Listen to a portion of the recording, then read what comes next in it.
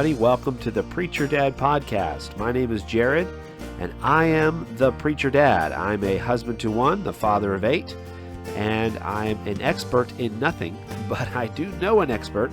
It's the Lord Jesus Christ, and I am excited to tell you what He thinks about everything from parenting to politics. Here on the Preacher Dad Podcast, we are trying to equip and inspire Christians to be engaged in the culture war and to make a difference for the next generation. And we do that by searching for the biblical perspective on things. You can find out more about our ministry and the things that I do and say at preacherdad.com. You can subscribe to the podcast there. You can get more information. You can give us your opinion. You can order pizza for Friday night. No, you can't do that. But you can find a lot of valuable information there. I encourage you to sign up for our newsletter, the Preacher Dad Post, and stay informed about the things that we're doing there. So I want to encourage you to stick around. Today we got a really great interview. Dr. Knolls joins us for an interview about his new book, and I am really excited to share that with you. But before we do that, I want to first remind you that today's episode is brought to you by Cornerstone Fellowship. Cornerstone Fellowship is a small country church just a few miles north of Toomsboro, Georgia, and they would love to welcome you with open arms if you're in the area. So come on over and join us for some great worship and great fellowship and a decent preacher. I don't know if the preacher's so great, but everybody else is awesome at the church. So y'all come on, and we'd love to have you. Okay, we'll be right back after this short message, and we'll dive right in. Stay tuned.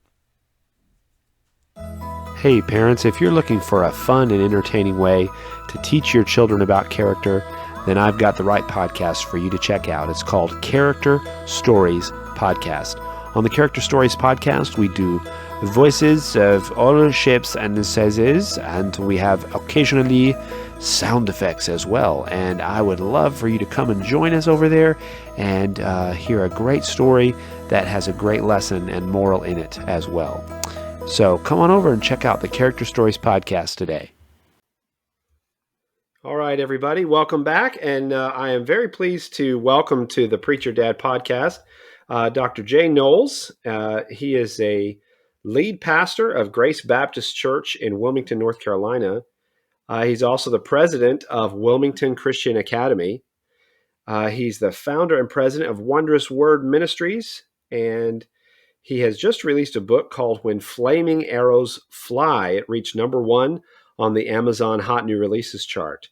Pastor Jay enjoys reading, writing, preaching, teaching, weight training, and exploring the mountains of North Carolina. He's an avid Carolina Panther fan and Hurricanes fan. He roots for the Baltimore Orioles and the Philadelphia Phillies during baseball season. I think I can forgive you about that, Dr. Knolls, but I'm really... A lot of disappointment at the end of the baseball season there for both those teams. Well, I'm very glad to have you here. Welcome. Thanks for having me, Jared. I appreciate it. Absolutely. Well, I'm very, very glad to have you here, and I really enjoyed. I've started reading your book, and I really enjoyed the things that you had to say, and just the passion that clearly comes through in what you were writing. But tell the listeners a little bit about your book and sort of what you were intending to do there. Yeah, sure. So I remember the morning that book started to take life in my heart. I go through a routine every morning. I listen to several different podcasts and read books and stuff. And I was listening to a particular podcast, and the tenor of it was just about the cultural destruction that is happening right now and moral issues and all that. I literally looked at my ceiling and I said, Lord, I can't take this anymore. And I was in the middle of sermon series, and I didn't know what to preach next. And the Lord, kind of impressed upon my heart, preach on the armor of God. We need to talk about the armor of God. And so I did that, and I preached the first sermon in that series. And our church is pretty conservative. They can be a little hesitant sometimes, maybe to give feedback during a sermon or something.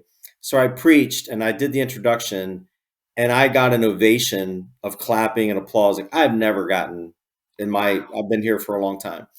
And I got home that day, and my wife says, Jay, they applauded you. And around that time, like that series hit a nerve. It was undoubtedly on people's minds.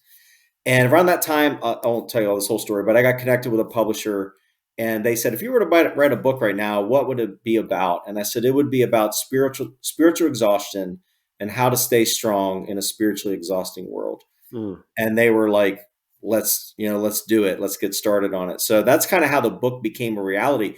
It's passionate because I was dealing with that just as this, Jared, as a pastor, just overwhelmed with people's lives that are being torn apart today. And Oh, and yeah. I'm afraid we've forgotten there's a real enemy that we've got to be prepared for. And Satan's alive and well. He's limited, but he's alive and well. And I think we've been going through the motions for too long. And what I see, people are spiritually tired. And so that's why I wrote the book, and that's who it's Mhm. written to: spiritually exhausted Christians. Oh, there's such a need for that. I know that in my own life, I have experienced, spiritual exhaustion.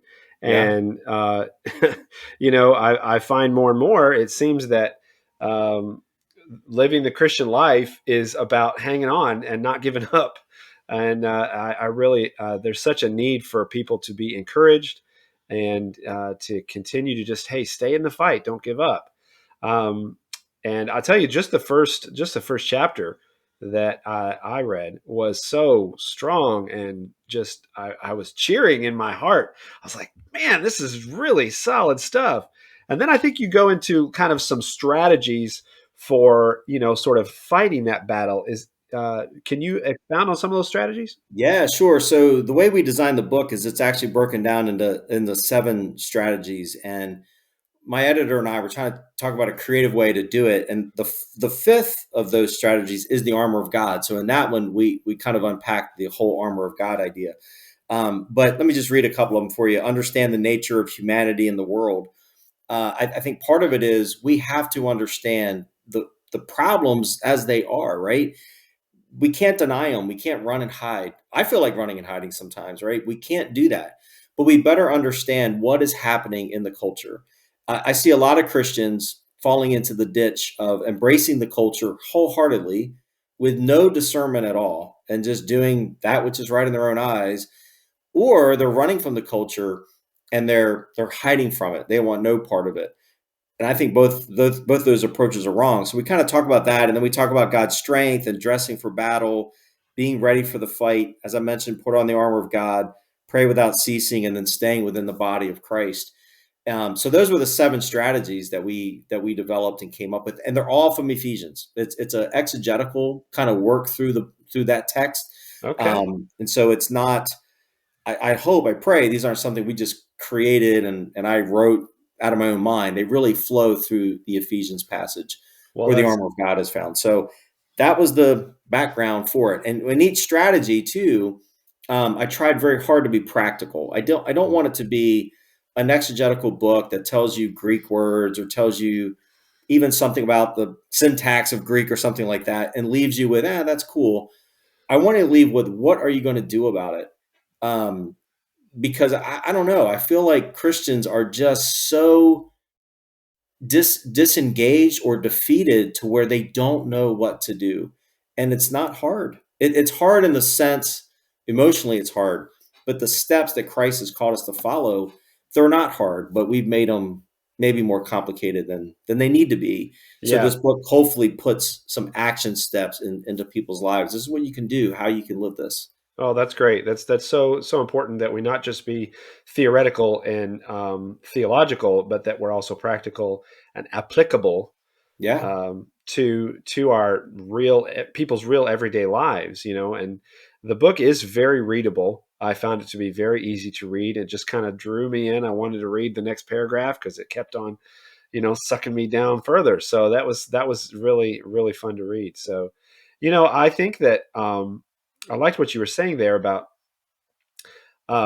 we make it harder than it needs to be, because I think part of that is because Christians today, at least in America, they don't understand how impactful their lifestyle is, and that Satan has really come against the family in Mhm. such a very clear way, to the point that, just the fact that we have a difference between mom and dad, that we have different gender roles between mother and father. Oh, we can't have that, and they attack almost everything about the family.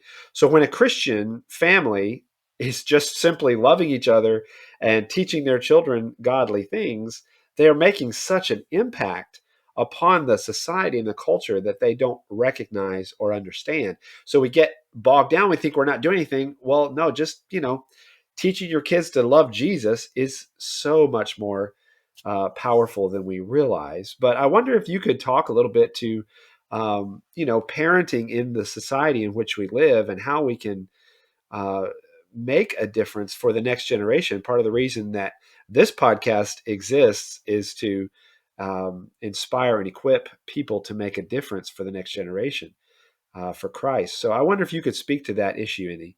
Sure, I would love to. Couple maybe background pieces. So I have three kids. For us, we have a 21-year-old who just got engaged to be married, a daughter who's in Congratulations. college, and then we have a son. My youngest son is a freshman in high school. So we've been parenting for a little while. Our Christian school has over 1,100 students in it. So it's a very large Christian school. We deal a lot with parents, parenting issues, and all that stuff in our ministry. You don't have to be in the elementary school. You don't have to be a Christian to come. So it's really open to anybody. So there's an evangelistic aspect to it as well. I say all that to say, Jared, right now, I mentioned this in the book a little bit too, and that was written a year or so ago. I can't tell you how many families right now, as I'm talking to you, that I know that are in dire straits. They're hanging by a thread. Moms and dads that are being pulled apart from all kinds of temptation to pursue another person in the marriage, or a substance problem or something like that, that there is just so much pressure on parents. And I love what you said. The first thing a parent can do, the best thing a parent can do, is love their spouse, right? We love God with all of our heart, mind, and soul, but we're supposed to love our neighbors ourselves. Our closest neighbors is our spouse, our family, right? Our parent, our husband or wife. That we're Amen. called to love them, and that alone will stand out in the culture. I tell our church all the time, sometimes as Christians, we come up with some applications of scripture, which we're right to do, but just obeying the simplicity of the commandments of God makes us weird. It makes us stand out. People don't understand. We don't have to work to be weirder. Just be obedient. Just love Right. your wife and love your husband, and cherish each other. But to the parenting issue, as I think about parenting, I think some of the same things I said a minute ago about Christians apply to parents. Either they don't know what to do. So take a topic like the transgender issue, which I don't know about what you're experiencing, but we are seeing people come to our school because the public school is just pressing that agenda very aggressively. And parents, even some nominal, maybe even non-Christians, are saying, I don't want any part of that. Mhm. But we have parents that are afraid to talk about that. They're Mhm. afraid to address it with them. How do they approach a topic like sexual purity, or a topic like the transgender issue? How do they approach it? Well, the worst way to approach it is to not say anything. And I think sometimes we get afraid. Well, I'm not an expert. I don't know all the details about it. And some parents are just so afraid to speak to their kids about some of these issues. I think that keeps parents sometimes unsure and unsettled how to do it. So that's one concern I have: is don't be afraid to take on the topics of the day. Don't be afraid to do that. But number two is, remember that foolishness is bound in the heart of a child. Children don't know what's best. I know as parents, we tried very hard, not perfectly, but we tried to instill boundaries within our home, things that our kids were not permitted to do. Things like no screens on the second floor of our house. They couldn't have a computer in the room. They couldn't have a television in the room. They didn't have open access to the internet. Those things were monitored, locked down. And some people might say, well, that's overprotective or whatever. My response is, kids are foolish and they are going to make foolish decisions. We don't want to give them free reign in some of these areas. So Mhm. that's just an example of the second principle being, parents have to set boundaries. Yeah. Don't be afraid to be the person that says, no, you can't do that. And let them be upset. That's okay. Yeah. That's okay. You don't hand the keys to the car to the 5-year-old. No, please don't. No, that's foolish. They don't know what they're doing. Yeah. You're setting them up for failure. You're setting them up to be hurt. If you say, "Here you go, 5-year-old, go take the car to the grocery store for me," you got to set a boundary. I know my family's the same way. I've set a lot of boundaries for my kids. I mean, God forgive me, there's certain Disney movies that they are never going to watch. I mean, I'm sorry, just because it says Disney doesn't make it okay to see. Yeah, that's right. But you're absolutely right. We have to set some boundaries, and we can't be afraid to do that. I think a lot of just like you're saying, a lot of parents are afraid to do what's right Yeah. for their kids. Because sometimes we want to be their friend rather than their parent. Yeah, And one of the great things about, I can see this now with my son, especially, he's moved out of the house, he's on his own. Um, he calls me for advice and we can be friends. We can talk like you and I are talking, or it's not, I'm still his father, but that shift came from, I'm your father and these are the boundaries, to now respecting me as his dad, to where he doesn't honor every boundary that I gave him as a kid. He doesn't have to, but I see the choices he's making, and you look at him and say, he got it. He was listening. He didn't like it at the time. He pushed back on him, and don't be surprised when they do. But man, you got to stand your ground lovingly, not as a dictator, not abrasively, not harshly, right, but just lovingly say, we're not going to do that. Disney movie, whatever the issue is, we are going to stand by that and be willing to have right conflict with your children that can be resolved in a godly way and make you closer with each other. We can't be right. afraid of that. Absolutely. Absolutely. Well, I just really appreciate your perspective on that, Dr. Knowles. It's really, really solid and just such an important thing that we all need right now. We all need encouragement, don't we? Yeah. There's uh, a Christian, he says Christian leader. Truett Cathy was the founder of Chick-fil-A, and he used to Yeah. say, Yeah. um, how can you tell if someone needs encouragement? Well, if they're breathing. They're breathing. If Yeah. they're breathing, they need it. So Yep. he was always a very encouraging person. But Dr. Knowles, uh, the world, you do a good job of laying out for us the craziness of the world in which we're living, the oppression of evil, and the onslaught of sinfulness that is just everywhere. And it makes it hard to live in the world in which we are. So I think you're right on that we need to be um, have eyes wide open about the way things really are in the world. But what kind of advice would you give to a Christian? Maybe they have children, maybe they don't. There are some single people that listen to this podcast. What sort of counsel can you give other than go buy my book? What sort of advice would you give to Christians out there that are just looking to survive those flaming arrows, trying to endure the culture and to make a difference? What would you say to them? Yeah. Number one, be involved in the daily life of your children. Know what they're doing. Know who they're with. Know what they're watching the best you can. Watch the friends that they have. Number two, we already talked about boundaries. I mean, I would set those. But I also would say making your own heart right as a parent, because sometimes we get so focused on our kids that we forget our marriage and we forget to invest in our relationship with them. So making sure that we are engaged with our spouses and make sure our marriage is strong. Then spending time individually with our kids and finding out what is going on with them, and just listen. Don't always run to a correction, right? With some, oh, they say something that I don't quite agree with. Don't just lash out in a way to fix it. Hey, tell me about that. Why did you say that? Where did you get that? Talk to me about that, rather than shutting down conversation. Because I think as parents, we are so quick to close off our kids rather than just listening to what they're going through, and the hardships that they are facing. It's a different world today because I grew up in the 80s, 70s, and 80s, so I'm a lot older.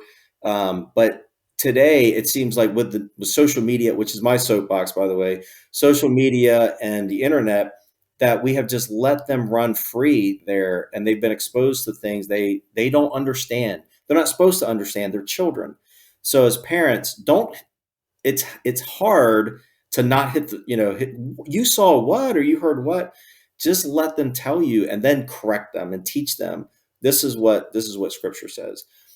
Here's another one for you that I was going to get to later, but I think I'll throw it in now.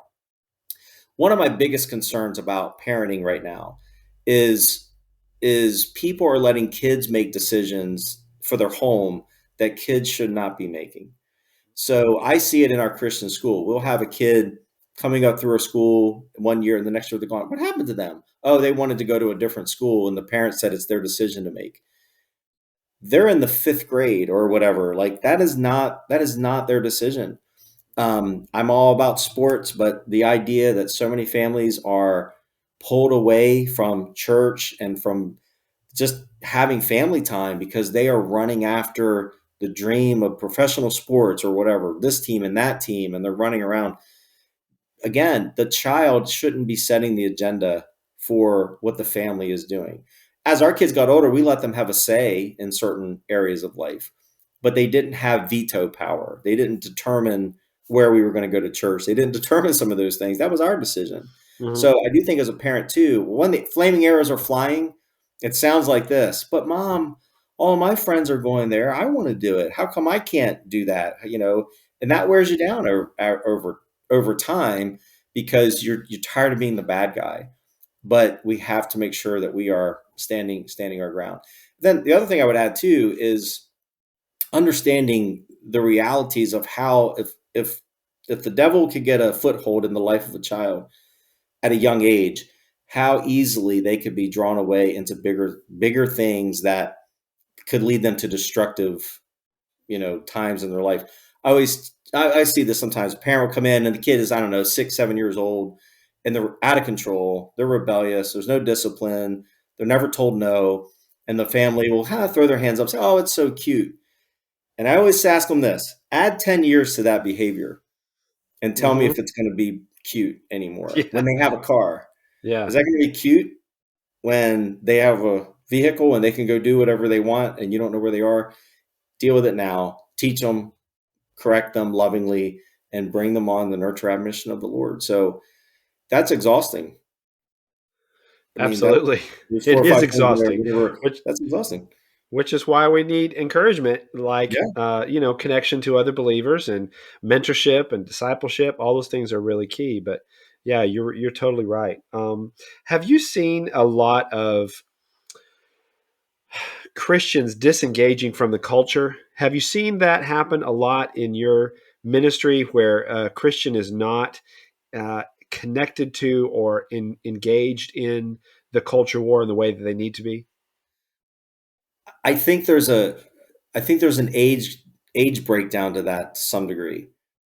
And what in my just an empirical evidence. I can't take you to a survey and prove Yeah, this. no, I'm interested though. So that people say 50, my age, 50 or early 50s and up, increasingly have a temptation to throw their hands up and say, I'm done. I'm just going to sit in my cocoon. I'm not going to engage with my neighbors. I'm just going to go to work, do my job, live and let live. I'm not going to get involved. That's where I see the danger of people withdrawing from culture, at least in my little world, is people that the world has changed. The world has radically changed in the last 10 years, let alone the last 20, 30, 40 years. It's a very, very different place. And I think the exhaustion of just trying to even keep up, we were joking, before we started today about technology. It's funny how quickly technology gets away from you. And this world is a digital world. It's a very connected world.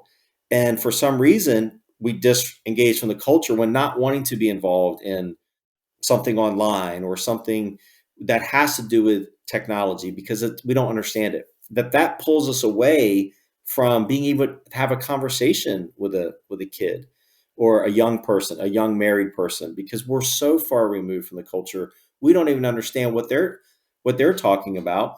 And by the way, people, more empirical evidence, people in their 50s, that are now having marital problems. They are having difficulties. If we withdraw from the culture, we, the mature in the faith, should be the ones engaging them. But if we're not engaged with people that live next to us or whatever, we're going to lose we're going to lose the opportunity. Here's the other thing, and I have a person in mind. I won't name them, and I won't give a lot of detail because should that person come across and hear this, but I know a person who is, if you were to see her, you would think she's very tattooed. She has various colors of hair from time to time. She uses very colorful language, and so I'll leave it at that. But I know her a little bit. Uh-huh. And she told me once, she's a business owner, and she said there's people that will not hire her because of how she looks, because of her tattoos and whatever.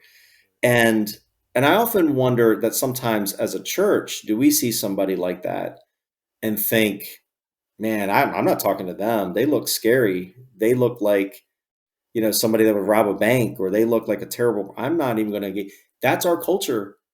That, like it or not, that is the culture in which we live, that we can't run from that. You have to engage this lady. She's a kind, gracious woman. To look at her, I'm afraid a lot of Christians would say, I want no part of that. And then that's where we can, if we're not careful, become very judgmental over somebody like that, when she's a lost, as far as I can see, she knows nothing about Christ, nothing. So if I, as a pastor, say I'm going to disengage with her and the culture, I'm missing an opportunity to speak in her heart and life. So your question was, do I see people disengage? I say older people, I think, are more inclined to that. The younger people, I fear, are going the opposite direction. They're just embracing everything. No. And there's no line, there's no delineation between what is right and wrong. That's my fear with the younger crowd. Okay. Well, thank you so much, Dr. Knolls. That's just really, really helpful information. And I just get inspired talking to you, and I'm looking forward to getting into more of your material. I understand your website is Wondrous Word Ministries, or wondrousword.com. Yep, wondrousword.com. So I put out a blog post each month. In 2024, I'm going to be starting a weekly devotional that I'll be sending out. So they can visit our website and take a look at it, sign up for our newsletter, and we'll send that out. It's right on the website, right on the homepage. Fantastic. And where can people purchase When Flaming Arrows Fly? Where can they find the copy of the book? So right now it's exclusively on Amazon. So the digital copy is right now, I think it's $6.99 right now. And then the paperback, I'm not 14 something, I think, on Amazon, but they can go on Amazon and purchase it there. If they could leave a review, if I could encourage people to write a review, if you read it and would be so inclined to just tell me what you think, an honest review, and just tell me so I can make my next book better and keep improving what we're doing. So outstanding. Well, I have aspirations to write a book myself. So, maybe one day you can give me a few pointers on how to write better. But I sure appreciate you coming to be on the podcast today. And I know people are going to love checking you out. So I encourage everybody to do that and go buy the book and check out Dr. Knolls' ministry. And if you're in Wilmington, North Carolina, go over to Grace Baptist Church and check him out in person. I'm sure he's better live than he is on the podcast. I hope so. Although that would be a long stretch. It'd be hard to get better than you've been. So thank you so much for being here, Dr. Knolls, and we look forward to having you again sometime soon. I pray so. Thank you, Jared. I appreciate it. Absolutely. I'm Jared. I'm the Preacher Dad, and I'll be right back. Hi, my name is Jared, and I am the Preacher Dad. I'm a husband to 1, father to 8, brother to 9, and the son of 2. And that doesn't even count the in-laws. I'm a bivocational pastor and an up-and-coming writer, a decent storyteller, and I'm the host of the Preacher Dad podcast.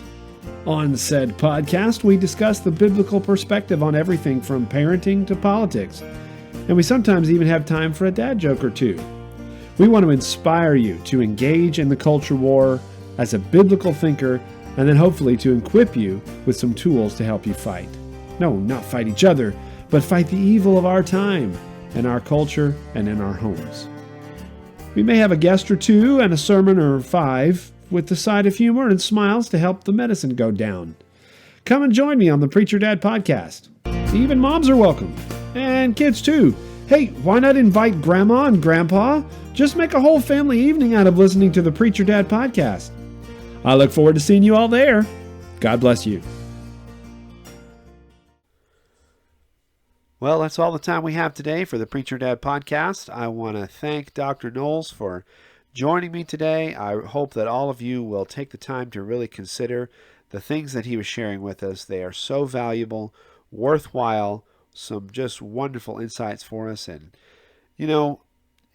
spiritual exhaustion is a real issue that I know a lot of us are facing. And we just need to hang in there, folks. We just need to encourage one another and stick it out. And I just appreciate so much the message and the passion that Dr. Knolls brings to that issue. So I encourage you to check out his book and his website, and come back and listen again next time to the Preacher Dad podcast. I hope that you'll check us out at preacherdad.com, and I hope that you will hang on tight to your faith in the Lord Jesus Christ, and just know that he still sits upon the throne. He still sees us, he hears us, he loves us, and he is good. Don't ever forget. Hang on tight. Things are not over. Jesus wins in the end. I read the end of the book. He wins. Sorry. Spoiler alert. Jesus wins.